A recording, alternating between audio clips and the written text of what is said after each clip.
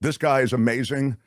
Professor of history, uh, professor at NYU, teaching history, got a PhD from Yale, and has written a terrific book called Illiberal America. Put it together for Stephen Hahn, everybody.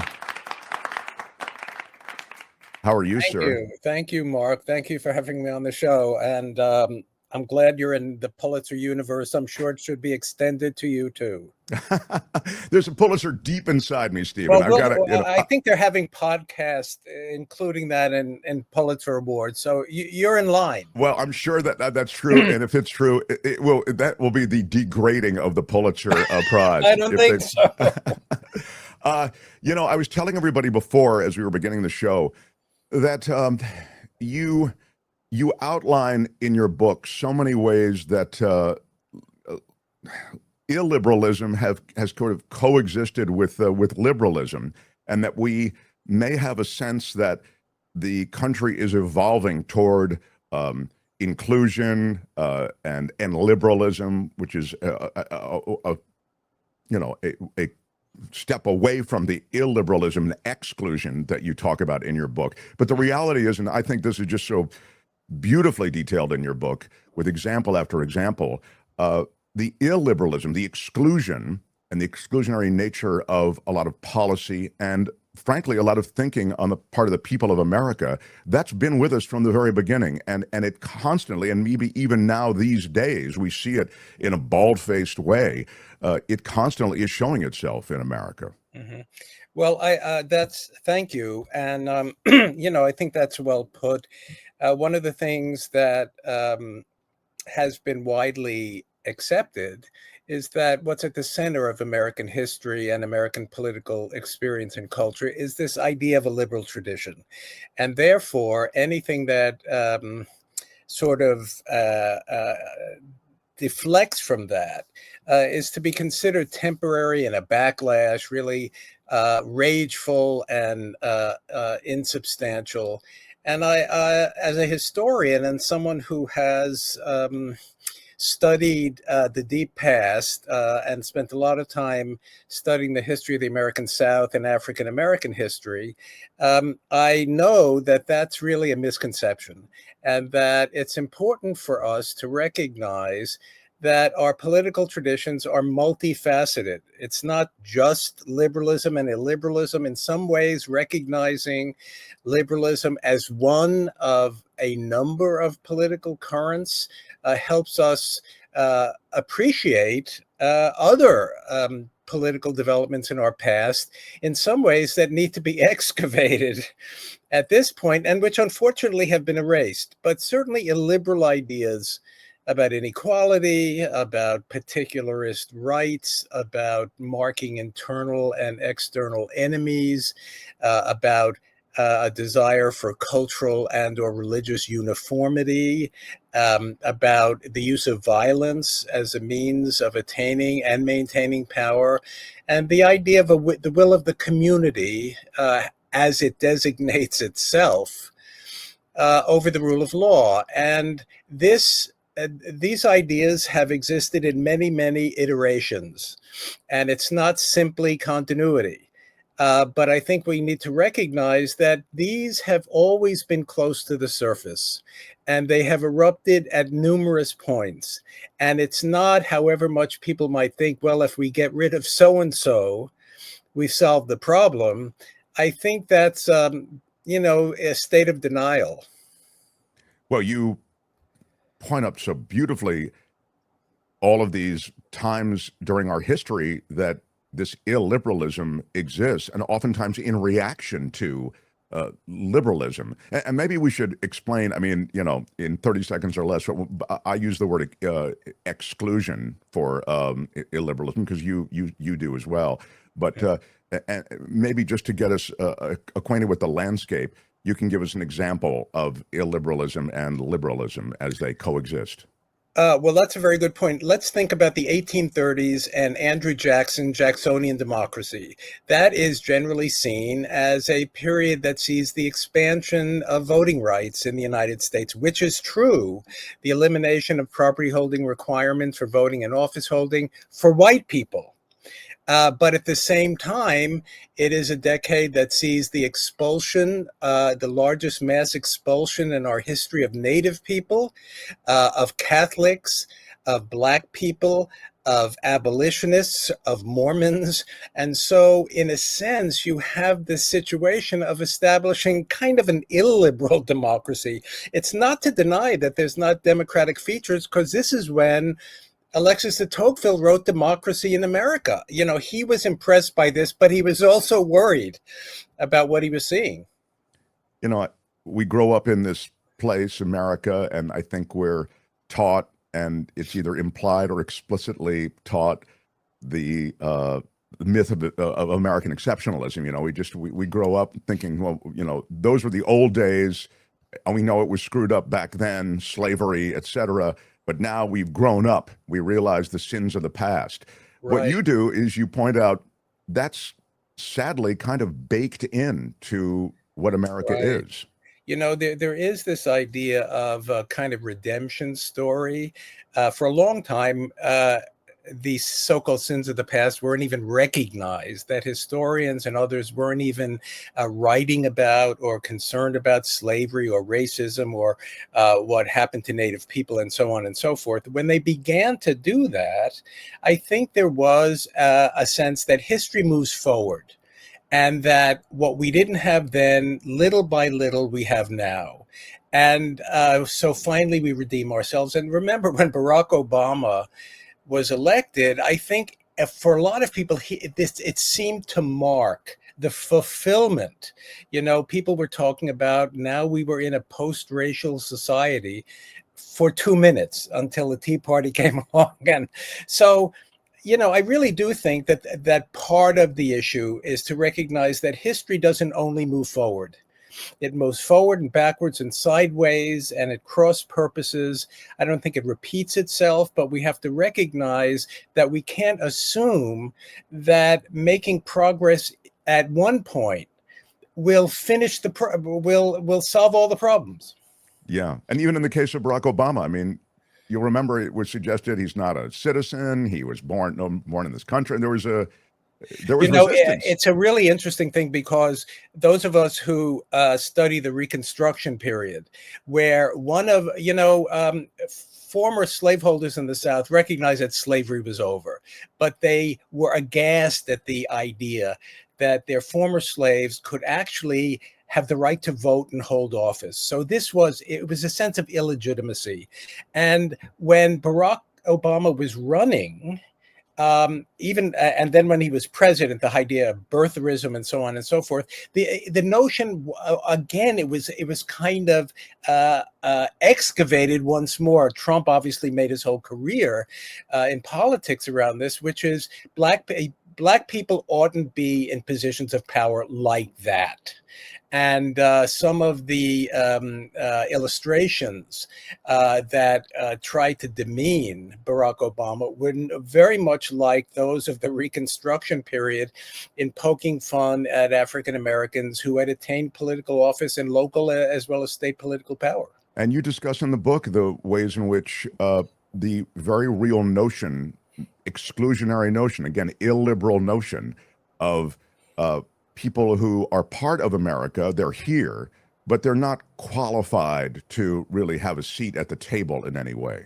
That's right. You know, in a way, we do have this idea, as you pointed out, of American exceptionalism, right? And the American exceptionalism has to do with the expansion of democracy, of political rights, of individualism, and so on and so forth. Now, all nations have their own version of exceptionalism, which is their claim to nationhood. But we also have to recognize that however much, for example, we don't really want to talk about class in American history, the American working class, for most of our history, had limited, if no, civil and political rights. In the early period of industrialization, that included enslaved people who were growing cotton. It included women and children who were the main labor force in textile mills. Later on, it included a lot of European immigrants or Chinese laborers who were denied any rights. And except for a brief period I would say during World War II and into the 1960s, when the working class was much wider, more native born. Then, of course, we deal with the working class as we do today, which is people of color, people who are immigrants, some of whom are undocumented, and of course, poor white folk as well. And for whom all of these people, for whom the idea of liberal democracy is something that has really not been in their experience. We might talk about Trump violating liberal democratic norms, but that's a luxury for people who largely are white and of the middle and upper class, not for most Americans who have had to struggle desperately for their rights, and in some ways did us the favor of showing a really a true and expansive notion of democracy. Oh, that's fascinating too, and you point out all of these different facets of illiberalism, of the sort of exclusionary policy, either stated or implied, or just de facto. So many left out. It's funny, growing up through the decade of the '60s, I really did feel like, wow, this is intense. I mean, as just a little kid, but I knew, cities are on fire and all this stuff was going on. I grew up in Washington, D.C., so I was very close to, policymakers. My dad worked for the government, et cetera.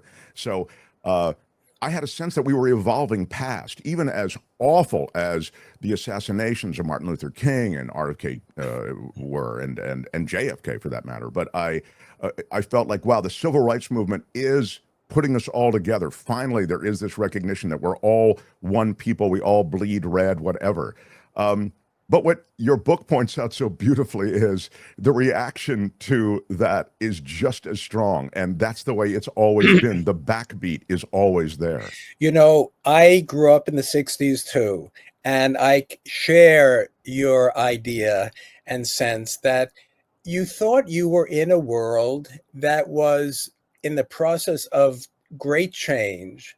And for the most part, it was change moving in a very positive direction, that rights were expanding, that the prospects of people who had not had opportunities in American life and elsewhere in the world might have them, and that we were part, you could see yourself as part of making a new world. And, we discovered that it wasn't quite that way. And I think the disillusionment that came out of it for a lot of people, sort of fractured American politics in a lot of directions. And as you said, it because the 60s is associated with a certain kind of liberalism and political radicalism, we failed to see what was also going on, which was the, rebirth of the radical right, and people like George Wallace, who I don't think has been sufficiently recognized as someone who really anticipated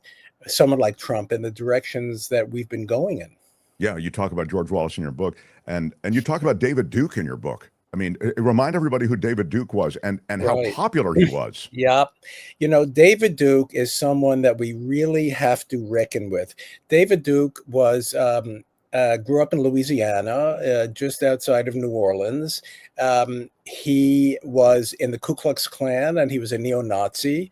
And in the late 1980s, he decided, while he was still in the Klan, to run for the Louisiana state legislature. He managed to get a seat, and then he ran for governor of the state and senator. And in both cases, he put on a very formidable campaign. For governor, he came pretty close. And in all cases, even though it was known that he was a white supremacist, it was known that he was an anti-Semite, it was known that he, wanted to repress minorities and perhaps establish a white ethno-state, nearly 60% of the white population voted for him. And so you look at that. Pat Buchanan, when he came along a few years later, said to the Republican Party, you should take note of this, because this is someone who clearly has the political wind in his sails. Duke is still around and, has always been has been very pleased about Trump's ascendancy and the, far right now. I mean, he doesn't talk like a backwoods hillbilly. You know what I mean? No, he got coiffed. He Yeah. went from sort of Klansman, and he got a better haircut. He got stylish clothing, and he tried to present himself as somebody who deserved, to sit in these political seats. Uh, this is something I'm seeing in the chat, and I was going to get to it anyway, so I will ask you now, because you really do you're a historian, and so you historically contextualize all of these things, and January 6th fits into the timeline. And so the question comes, was January 6th anomalous? Was it an outlier? It was such an inflection moment in this country's evolution and history, or does it fit quite neatly into what you're talking about? That's a great question, and what I think it points to is the need for us to recognize the multiple levels of American politics. Now, certainly January 6th and the political attack on the Capitol, didn't really have a precedent since the War of 1812. But on the state level, there have been numerous cases of divided government, certainly during Reconstruction, of legislators being expelled from their legislatures, of duly elected officials being run out of office, of dual governments contending for power, and of the storming of legislatures and the likes. And in many, many parts of the country, there were what you might call authoritarian enclaves, small areas, smaller towns, rural areas, that were basically run by a handful of very wealthy people. Look, George Wallace, for all his talk about state rights, ran almost an autocratic regime in Alabama, where he handed out, he controlled, institutions in the state. He handed out goodies to people who were his loyalists, and he punished those who weren't. He especially, obviously, was very tough on those who might be sympathetic to civil rights, but it was not a democratic regime at all. And so part of what we need to recognize is that, what you see at the national level is not necessarily what exists at the local level, where, look, the Ku Klux Klan was the most powerful social and political movement of the 1920s. And in many places, the Klan itself or sympathizers, controlled state and local politics and had, people who were members or sympathizers all the way up into the Supreme Court of the United States. So, we have to kind of step back and recognize that, this is American politics too. It's interesting because what you've talked about just now is a reflection of a sort of a new template that I'm seeing, at least in my life, which is totally denying the outcome of an election, the people's voice. We've always seen, and you detailed in your book, ways in which the people's voice has been suppressed, in selective ways and in broad ways. But this idea somehow that elections, and you made me think about it, the state elections, local elections, that, if you don't get the outcome you want, you simply scream and yell and sue about the outcome. And if you can get a big enough coalition, or you disfranchise your opponents, sure, which is, sure. A means that worked in northern cities as well as southern states in the late, 19th century, early 20th century, and is in many ways responsible for the steep decline in voter turnout in the 20th century. So you're right. It has to do with a lot of these issues. The United States Congress in the post-Civil War period had many, many investigations into elections that took place in the southern states because of complaints, grievances about fraud and fraudulent stuffing of ballot box, intimidating of voters, and so on and so forth. And if you really want to know what's going on in these places, these investigations have hundreds and hundreds of pages of testimonies, which really lay it out in horrifying detail. Well, some of these southern states really have taken it to high art, this voter disenfranchisement. Question is, if Trump is a symptom and not the root of America's problem, well, he's certainly not the root of America's problem, but more to the point, what is the root, and how do we fix it is the question. Well, those are two very big questions, and I don't think there is a route. I think it has to do with changing circumstances of economic and social life. It has to do with new demographies of race and ethnicity. It has to do, obviously, in recent decades, with the decline of industrial society, not only in the United States, but in Western Europe itself, and the toll that it took on working people who had managed to build middle class styles of lives and who found themselves basically cast out. I think it has to do with political parties that became more and more dependent on wealthy supporters. And I'm talking about both, political parties. And so, this is a rollout that helps us understand why Trump, why then. But it also should remind us that these really tap into what you might call a whole reservoir of ideas and ways of thinking about how the world is working and how the world should work, who should be in charge and who shouldn't be in charge, hierarchies that people accept. I mean, I think there are a lot of people who basically believe in freedom for themselves, but have no problem submitting to an autocrat. So long as the autocrat seems to be,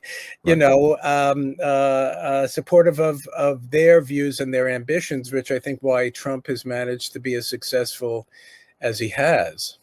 Yeah, it's interesting because in that answer to that question is so much of what your book is, which is it's about all of these things. It's not just about one thing. And I wonder if we can just spend one beat, because I think the wrestling with race underpins a lot. Absolutely. And it's also kind of easier to understand sometimes than some of these other exclusionary policies that are a bit more nuanced, maybe. But I did want to spend a beat with you, Stephen, on this the post-Roe era, because that was also reaction to, which is something that you talk about a lot in your book, the reaction to how the pendulum swing can produce some of these things that have always been there, but then they really show themselves in reaction to whatever's going on. Right. You mean the post-Roe decision. Right. Certainly part of what's going on in the 1970s that's fortified by a growing anti-feminism has to do with what sort of rights movements are recognized as challenging, traditional ways of organizing people's lives. We, in many ways, need to understand what it is that they find so upsetting. And, even in the case of Roe, it actually took quite a while for the right, even the evangelical right, to focus on the abortion issue. And a lot of it had to do with seeing an alliance with American Catholics. And this is really a great change in American politics because anti-Catholicism is incredibly deep. And, as you probably remember, in 1960, John F. Kennedy, the first Catholic who's elected president, had to go before a convention of Protestant ministers and explain that he was not a puppet of the Pope. So, I mean, I do think that it was kind of a confluence of circumstances. A lot of it had to do with migrations of African Americans out of the South. It had to do with post-World War II housing shortages, how neighborhoods were sort of marking sort of tense and boundaries for themselves. And so even before the explosions of the 1960s, there was a lot of racial tension in many of our large cities. And there's no question that people like George Wallace, really sensed this. And he managed very quickly to attract a real base of support outside the South. Not I mean, it was in Wisconsin, or it was in Indiana, or it was in Maryland. And, by 1968, a lot of this had to do with working people who felt that, their interests were not being attended to by the government, that the federal government was overreaching on behalf of constituencies that didn't deserve it. And so, this begins unfortunately, a sort of wave that leads to the era of mass incarceration, which, as you know, is not only a matter of expelling people from their communities, but expelling them from political society, because not only can't they vote, when they're incarcerated, but in many states, they can't vote after they're released until parole and debts are paid off. And, if in Florida, I think there are close to 1 million for ex-felons, people who have been released, who have been denied voting rights. So, we need to, reckon with that as well. And that's become a political talking point, of course. You can't say, I think that those people have paid a debt to society, they should get a vote. That becomes, a political demerit, if you make that point, Yeah. So in conclusion, I'd love to have you back, because this is a great conversation. You're a great historian. Anytime you want, I'm happy to come back. Oh, Always happy to talk to you. So I want to ask you kind of, this reminds me of when I was in therapy for whatever it was, 5 years or whatever, and I'm finally to the therapist, I asked, okay, I get it. So I understand all of these different things that that influence who I am and how I act and how I react. But what do I do about it? Okay. And so as I was reading your book, I had the same thought, like, gosh, this is all really a part of the texture of this place that I love, America. But what do I do about these things that are part of the texture? Or is it just, as the therapist told me, learn to knowing it, being aware of it, knowing it will help it get better? I ask you, Stephen Hahn. Well, that's a very important question, and obviously not an easy one to answer. What I will say is that I think people's politics can be very volatile and very multifaceted. I think most people in most groups don't fit into neat boxes and categories. And over the course of American history, you have seen people who at one moment, there are interesting cases of Albert Parsons, who of Haymarket fame, fought for the Confederacy during the Civil War, ended up marrying a formerly enslaved woman and moving to Chicago and becoming an anarchist. So I'm simply saying that people who had been apolitical or had conservative politics, then under certain circumstances, open their minds to other things. Remember, in 2016, there were quite a number of people who, like both Donald Trump and Bernie Sanders. They felt that both Trump and Sanders kind of understood what they were facing. And, we don't know what would have happened had, Sanders been the Democratic nominee. I don't think he would have won the election, but in any event. So I do think we have to recognize that politics is something that develops, and that what we do need is a vision for going forward. What kind of world do we want to live in, and what kind of coalitions can we form with people recognizing that there's no winning coalition that doesn't include people whose views do not entirely comport with our own. We have to share a vision, and then we have to learn about each other and to trust each other and to work together. And I think in that process, maybe, we can be in a better place than we are now. Yeah, the perfect is the enemy of the good. And yes, well put. We can't all fit through the eye of a needle. There you go. Illiberal America. Great book. Stephen, I so enjoyed talking to you. I look forward to the next time. Thank you. And to you too. Best. All the best. All the best to you. And we'll have a link to your book and the purchase of the book under this video. Stephen Hahn. Thanks, Stephen. Thank you. Hi, it's Mark, and I thought that was great. Hit the notification bell. You'll know whenever there's a new video being dropped, and please subscribe to our channel to help us save the universe.